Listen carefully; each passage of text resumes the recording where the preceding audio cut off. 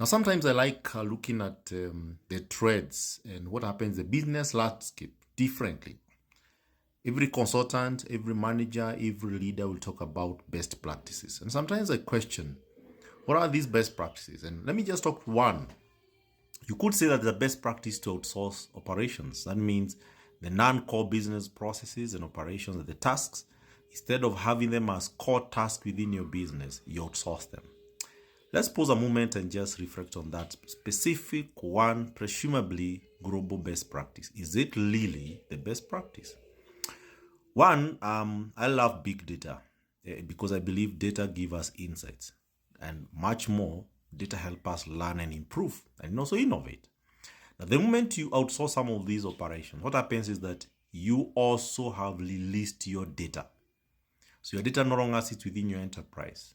Now, he who has that data and get the outsourced service to do on your behalf is the person or the agency that then have all the insights. Because data carries information, information bleeds intelligence, intelligence gives you insights, and it's the insight that you implement to get impact. So the grave mistakes I see many organizations make sometimes, we over outsource everything to an extent that we create dependency to those big boys, in quotes, the big boys. Because when you outsource operations, what happens is, of course, you lose the data, number one. Number two, you lose the learning because data gives you the learning. You lose the experience. If somebody is managing your CRM, the interactions in those chatbots and day-to-day, the SMS, bulk emails and all that are critical for you to be able to design customer journey. But you're losing that data because now you're dependent on the agency that you outsource to.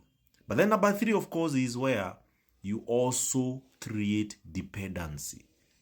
That any little innovation happening to your business, you have to partner then with that big boy to be able to give you the insights to innovate.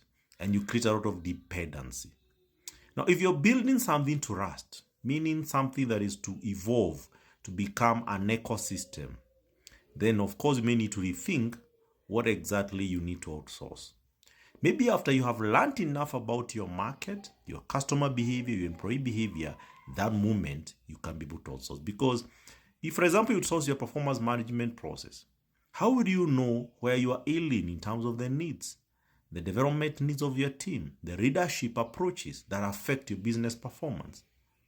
So that's just a food for thought. This is Gabriel Nyamu, your purpose coach.